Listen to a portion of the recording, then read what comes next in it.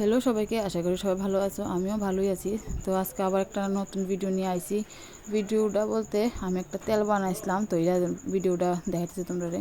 এখানে নিছি হয়েছে পেঁয়াজ নিছি, কারি পাতা নিছি, আদা নিছি, এলোভেরা নিছি একটু টুকরো টুকরো করে, সেটা লাল জবা আর কালি জিরার মেথি নিছি। আর তেলটার লেখা তো তেল লাগবো, তেল বানাইতে হলে তো তার লেখা লইছি আমি একটা শালিমার কোকোনাট অয়েল। তোমরা যে কোনো তেল ইউজ করতে পারো, যে কোনো তেল বলতে নারিকেল তেল হইতে লাগবো।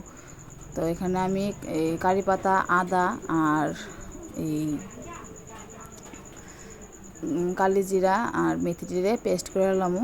পেস্ট করে সেটা দিমু কি লেখা হয়েছে, কারণ হচ্ছে যদি আস্তে আস্তে দিয়ে তাহলে দেরি হইব, তেলটা টাইনা দেবো শুকাই দেবো তাড়াতাড়ি। আর তেলটা ওইতে একটু দেরি হইব, তার লেখা আমি পেস্ট করে লইছি আর কি। তো তারপরে আমি ঢাইলা লইতেছি তেলটারে। কাটতে লইলে ভালো হইতো, তাই একটু আলিশামি করে সেটা লইছি না আর কি। তোমরা ইউজ করে দেখতে পারো, তেলটা খুবই উপকারী। আমি আগেও লাগাইছি, তার লেগে আমিও তোমরা লেগে শেয়ার করতেছি, যাতে তোমরাও ওখানে মানে লাগাই সেটা উপকারটা পাও। এখানে মানে 100 জনের মধ্যে 100 জনেরই মানে হেয়ার প্রবলেম, হোক ছেলে হোক মেয়ে, সবারই এই প্রবলেম যে মানে চুল উঠে যাচ্ছে। তো এই লেগা তোমরা লোক এটা শেয়ার করছি আমি। ভালো লাগলে শেয়ার করো, লাইক করো, আর যারা যারা সাবস্ক্রাইব করছো না এখনও সাবস্ক্রাইব করে দিও। তো তেলটা নিয়ে আসলে একদম লো আছে মানে সিদ্ধ করবা তেলটারে। আর এটার মধ্যে দিয়ে দেবো প্রথমে হয়েছে এই পেঁয়াজ আর লাল জবা ফুল দিয়ে দেবো, দিয়ে সেটা আগে বয়েল করে নেবো। চামিচটা খিলিকে থেকে বাইর করছি, মানে গ্যাসের দিক থেকে একটু গরম করে দিচ্ছি, যাতে তেলের মধ্যে দিলে তো আবার জল থাকলে চামিচের মধ্যে শব্দ করবো, আমার গায়ে আয়া পড়বো, এলাকা একটু শুকাই লইছি আর কি। তো এটিরে সিদ্ধ করে নেবে ভালো করে। আর মধ্যে দিয়ে দেখো কী আরম্ভ করছে ঘরের মধ্যে, চাল ঝাড়তেছে, মাছ আসছে, তো এই দেখে দেখে সেরকম তাইও ঝাড়তেছে। যে সময় দেখবা যে ফুলটি একটু মানে কালো কালো কালার হয়ে যাইতেছে, ওই সময় মানে পেস্টটি দিয়ে দিতে লাগবো আর কি। আমারটা এখনও হয়েছে না, তো প্রায় 30 থেকে 40 সেকেন্ডের মধ্যে বয়েল করলেই হয়ে যাবো গা।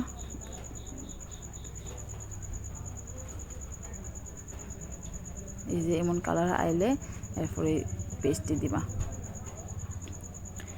এই যে আমি পেস্ট দিয়ে দিছি, আর এলোভেরা টুকরা করে রাখছি, তো এটিও দিয়ে দিছি।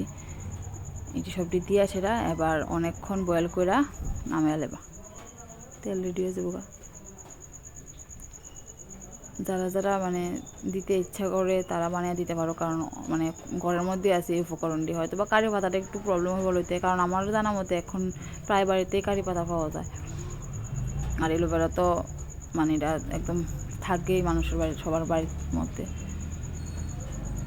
তারপর একটা ছাঁকনির সাহায্যে ছাইক্কা লুয়ে লেবা, ছাইক্কা লুয়ে লেবা, নাহলে তো আবার তেল লাগাবা কেমনি, এটি পেস্ট টেস্ট আছে। এরপরে আবার একটু দূর ঝিরি ঝিরি করে পেঁয়াজটি কাটা লিখছি, যে এডিরে দিয়া তেলটা দিয়ে সেটা একটু সিদ্ধ করে নেবা। সিদ্ধ করলেই হয়ে যাবো তেল রেডি একদম চুলে দেওয়ার লেগে। সপ্তাহে 2 থেকে 3 বার দিলে হইব। যেদিন মাথা দিবা এর আগের দিন রাত্রেবেলা লাগাইবা, বাস হয়ে গেছে। তো ভিডিওটা কেমন লাগছে কইও সবার।